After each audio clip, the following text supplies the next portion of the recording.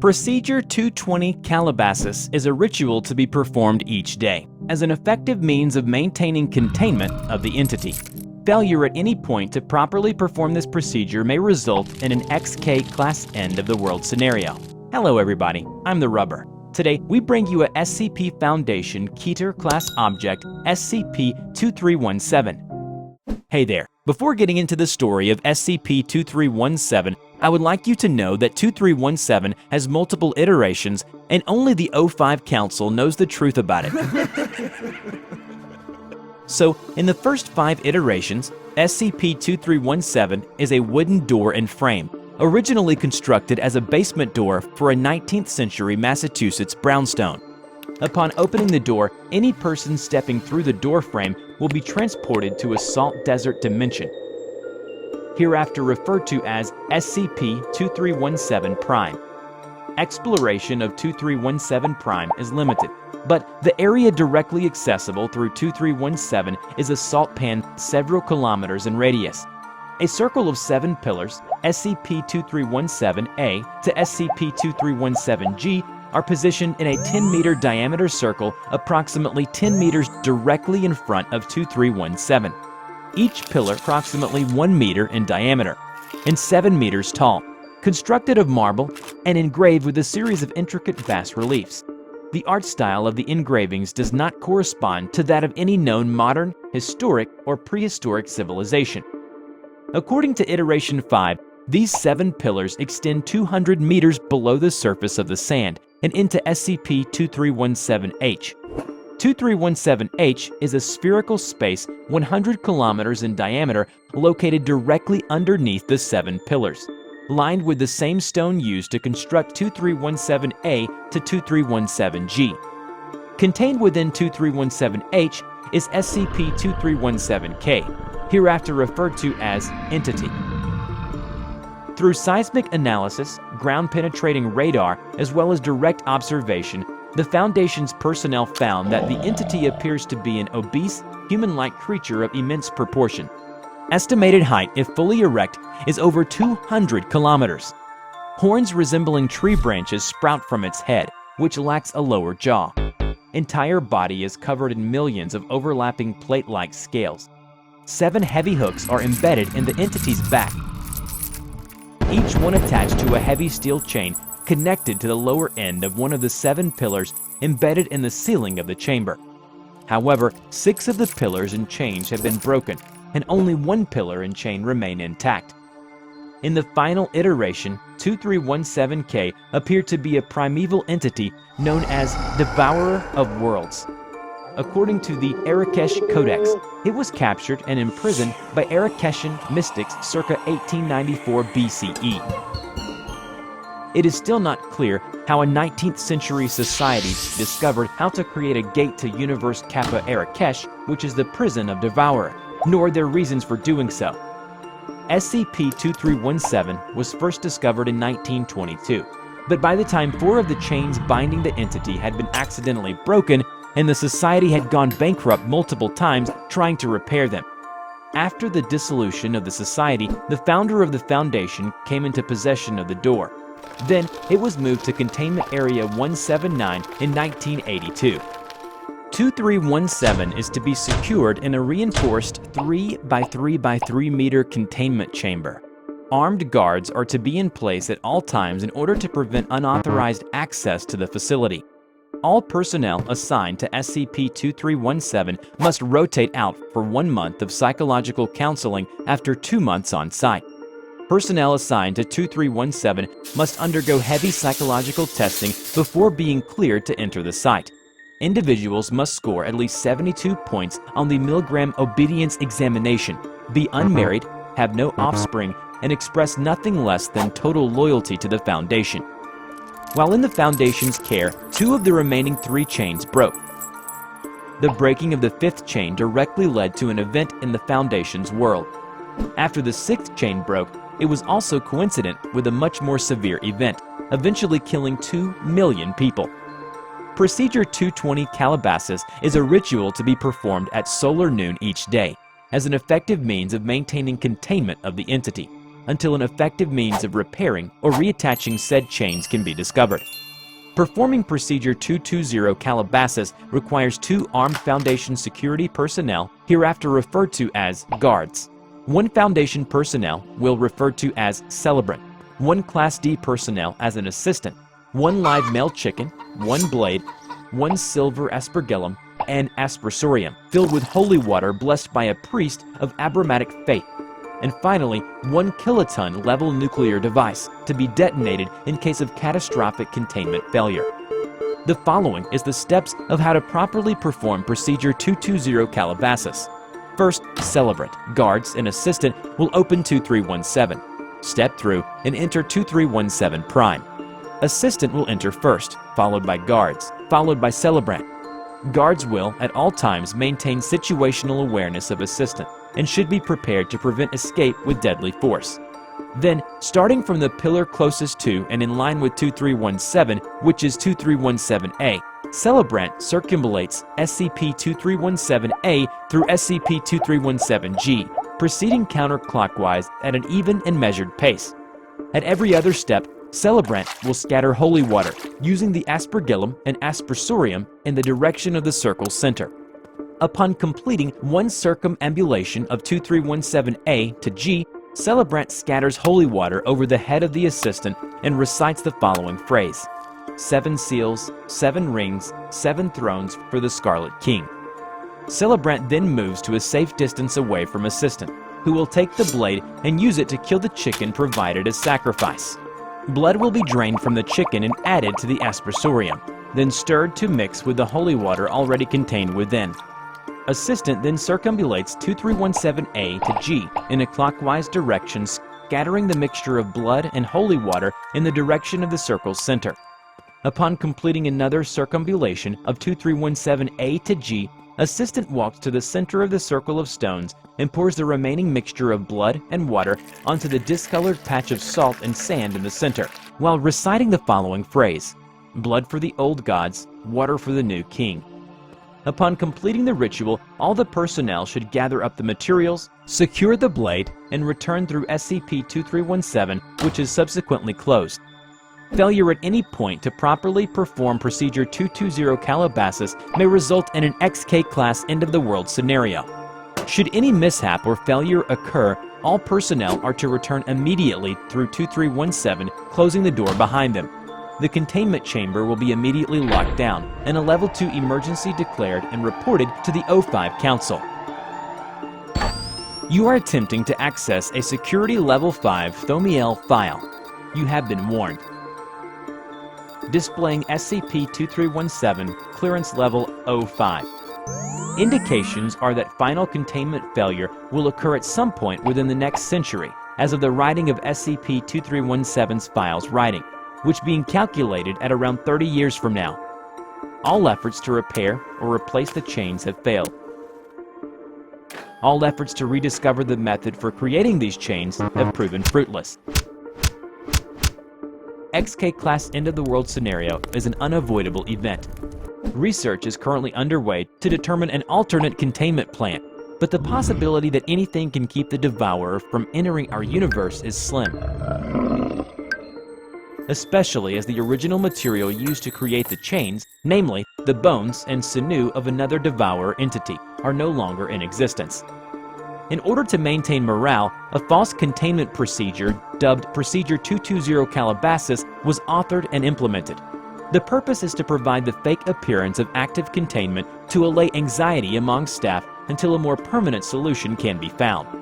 In the meantime, preparations will be made in order to ensure the survival of the human race following containment failure, which is the break of the last chain. Viewer discretion is advised. While the batteries were launched towards the repair drone, it was destroyed by a shell launched from SCP-2399. Command lost contact with Barrier Unit 45 15 seconds after the initial discharge. Hello everybody, I'm TheRubber. Today we bring you SCP Foundation Keter Class Object SCP-2399. SCP-2399, also known as A Malfunctioning Destroyer, is a massive and complex mechanical structure that is currently located in Jupiter's lower atmosphere. Since its visual discovery in 1963, 2399 has been observed heavily. It is noted for its use of highly advanced antimatter-based weaponry, which it uses to create spatial disruptions and devastating atmospheric fluctuations. These events are observable as a large red vortex, commonly known as the Great Red Spot. SCP-2399 appears to be damaged, possibly due to an impact with the Jupiter's rocky moon Io, before coming to rest in its current position. 2399 has been observed releasing multiple small, octopoid repair drones in efforts to repair the damage it has taken. Some of these drones will remain near 2399, while others will patrol nearby moons, or venture out deeper into the gases of Jupiter in search of parts that 2399 is missing. Computers estimate that 2399 is at 59% completion and has been growing at a rate of 0.78% annually. Due to 2399's location and nature, physical means of containment are currently impossible. Foundation agents stationed in major observatories are to retrieve and contain footage or images of 2399. At present, false information has thus far been able to completely suppress any knowledge pertaining to 2399 from public awareness. SCP Foundation satellites in orbit around Jupiter are to maintain constant vigilance of 2399's reconstruction efforts and make all attempts to hinder that process if 2399 reaches a minimum of 75% completion. Additionally, a perimeter of long-range electromagnetic jamming satellites known as Barrier Array have been situated in high Jupiter orbit. Any transmissions intercepted by this array are to be summarily decoded and logged. Despite its damaged state, 2399 seems to possess a limitless power supply, along with advanced electromagnetic shielding, matter-disrupting weaponry, the ability to repair damage done to itself, and a precise tracking and targeting system. These abilities were proven when Barrier Unit 53 observed one of 2399's repair drones as it navigated closely to a piece of debris, which was quickly determined to be part of a damaged communications array. Because of the nature of this specific component and the ramifications of allowing 2399 to recover it, it was ordered that Barrier Unit 45 fire upon the drone with its onboard concussion batteries. Batteries were discharged. However, the drone appeared undamaged. Footage obtained by Barrier Unit 53 shows that while the batteries were launched towards the repair drone, it was destroyed by a shell launched from SCP-2399. Command lost contact with Barrier Unit 45 15 seconds after the initial discharge. In a later video observation, it was found that the abnormal phenomenon of 2399 led to the termination of Barrier Unit 45 by Barrier Units 44, 51, and 55. After this incident, under no circumstances were Barrier Units permitted to further engage either 2399 or drones released by 2399. Due to the large difference in technological advancement between the creator of 2399 and humans, 2399 is currently indestructible. In theory, 2399 might be left vulnerable by a powerful enough electromagnetic pulse. But unfortunately, this technology does not yet exist. Since 1971, SCP-2399 has been receiving an unending stream of electromagnetic-based communications from the Triangulum Galaxy, which is roughly 3 million light-years from Earth. From 1971 to 1985, SCP-2399 continuously received a single encoded message which, through code-breaking and translation efforts, appeared to be a command to repair the damage it incurred upon entering our solar system. After this time, the Barrier Array was established to intercept these messages. This coincided with a period of radio silence from the origin of communications until 1996, when a different order began transmitting. The Barrier Array has prevented 2399 from receiving this command thus far. Below is the addendum written by the director of Barrier Project. We're here to protect those who can't protect themselves from things that they wouldn't even know to protect themselves from. We can't do it all, though. As many things as we've been able to contain, and as many things as we've been able to keep under lock that would threaten to destroy us all, there are still far too many that remain. Whether they are too big, too fast, or too powerful, any of these things could blink and wipe humanity from existence. The fact that they haven't done so yet is just luck. SCP-2399, however, is different. We have little information regarding 2399's motives, origins, and full capabilities. We do not understand how it is capable of communicating over such large distances, or why those who constructed it, if it was in fact constructed, sent it to us in the first place. We do not know what would happen if 2399 becomes successful in fully repairing itself, or if part of our array would break down enough to allow a message to get through. We do not know this, so we must assume the worst. Judging by what we have seen, were 2399 to have reached Earth, it would have led to our timely destruction. Sometimes, however, humanity gets a little help. Sometimes something steps in the way of the apocalypse. For us, and for 2399, it was Jupiter. As 2399 began to slow on its approach to Earth, a researcher saw what we've been able to ascertain, that 2399 struck Io, was damaged, and was unable to escape the gravitational pull of Jupiter. Its weapons activated as they were intended, but it was Jupiter that experienced doomsday, not us. Eventually, though, it's likely that 2399 will resume full functionality and will likely be able to pull away from Jupiter and proceed to its target. As of now, we can keep hurling bombs and EMPs at it all we want, but we have got no indication that any of it will so much as scratch the thing. In fact, much to the contrary, experience dictates it would do nothing at all. If this were to happen now, we would undoubtedly be destroyed. Jupiter has given us time. For now, 2399 will remain there, reassembling itself, while we devise some way to stop it. Like it or not, we are in an arms race with this thing. Our best guesses give us something like 25 years until it is able to hear past our dampening array.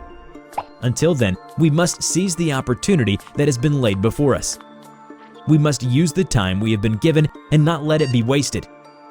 So we devised Protocol Legionnaire. One gigantic EMP, powered by God knows what, followed by a volley of nukes big enough to wipe out our civilization 1,000 times over. A blunt plan, and simple, likely futile. Our researchers, and researchers around the globe, have yet to devise a way to deliver that kind of pulse, let alone a way to power it. There is no indication whatsoever that we will be able to complete Legionnaire on time, or if it will do what is intended once it is completed. But we must try. We must do something. Even if we have to drain our banks and empty our minds, we must try.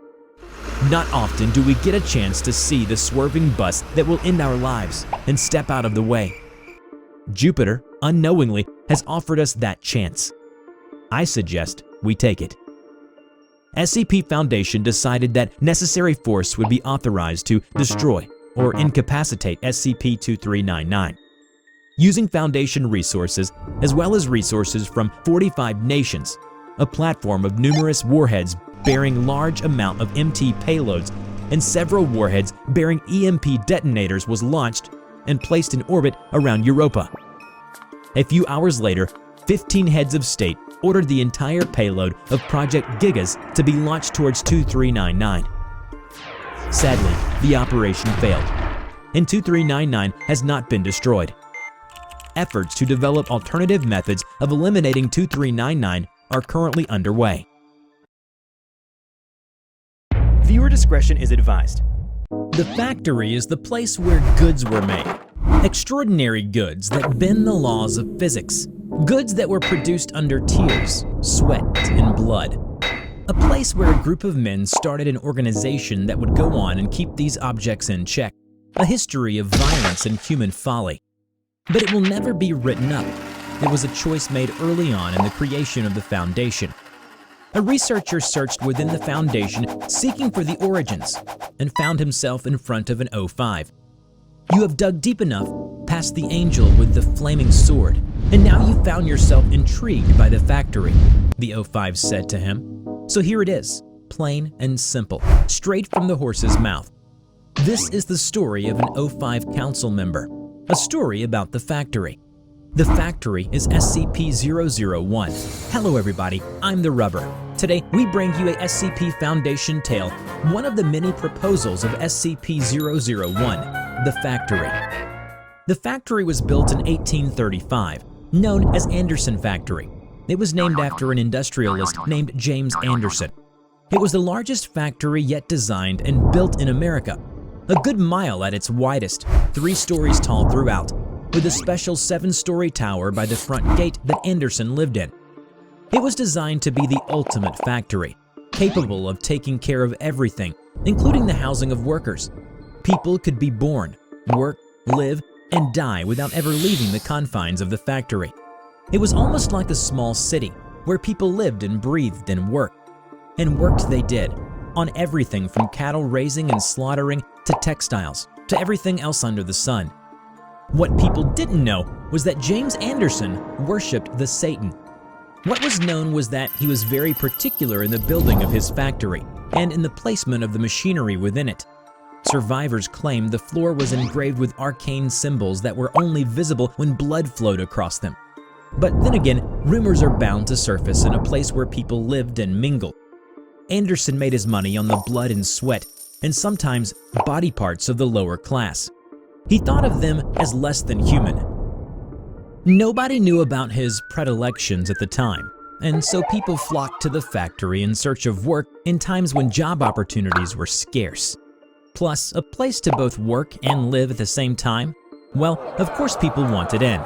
Never mind the harsh hours, working conditions, and the sadistic security force. They were forced to work 16 hours a day, only ever stopping on Sundays. Instead of having individual rooms, the workers share rooms with 8 other people, sleeping in shifts of 3. If any of the workers was injured in the course of duty, which most people were, they were expected to just keep working. Anyone too injured to work was dragged off by security and never to be seen again. For 40 years, the factory cranked out all types of things: meat, clothes, and weapons. Never mind that the beef might be mixed with human. That's the theory of where the injured workers went to. And the dye for the clothes, especially the red ones, human blood. The situation didn't change until somebody got out.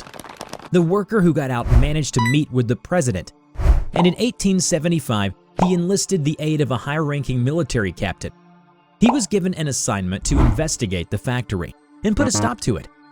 He gathered his men and went in loaded for bear. The captain had seen the most abominable acts behind the theater of war, but nothing compared to the horrors he saw in the factory. People chained to the line, living ones next to the dead, and damn hard to tell which was which. Children working inside tight machine spaces. Sometimes another child would be ordered to get in there. To do what, you ask? To scour the flesh from their bones by the great wheels and cogs, of course. The men went in the factory without much issue, until Anderson's creations showed up. He had been taking the injured workers and experimented on them. Men with multiple arms sewn together, some of them combined with animals, horrible monstrosities out of the worst nightmare. After waves of not quite living creatures, many good men were lost that night. 150 men went in and only 93 survived. When they finally found Anderson in his office, unfazed by their presence, the men hung him from the tower window with his own entrails. As he died, he laughed. "It doesn't matter. You think this will be over when I'm dead? You can kill me all you like, but the factory, my factory, will go on and on and on and on." The men spent a week cleaning the factory, freeing the workers, putting down things they found in the lightless rooms within the basements. They tried to make sense of the things they found, sorted and stocked them in a house nearby. That marked the first encounter with anomalous objects, toy guns that shot real bullets, a yo-yo that would flay the skin of anyone it touched, hammers that only worked on human flesh, a breed of skeletal horse that ran faster than anything the men had ever seen, cloaks that seemed woven from the night itself, which allowed men to gain access to another dimension, tools both wondrous and horrible. Some thought these objects must be miracles sent from God, holy relics to be worshipped. Some, on the other hand, thought these are abominations and should be destroyed. Some wanted to keep making and selling these to the highest bidder, while some thought to just take it to the president and let him decide. The captain himself, however, thought to use the factory as a place to contain these things and find a way to make them work for his fellow men. It didn't take long for infighting to break out. With only 12 people remaining, the captain decided to go through with his plan. It was the beginning of the 05 Council, the beginning of the Foundation.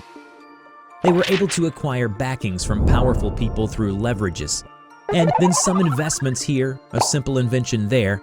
Soon enough, they began to recruit more people, agents, researchers, operatives.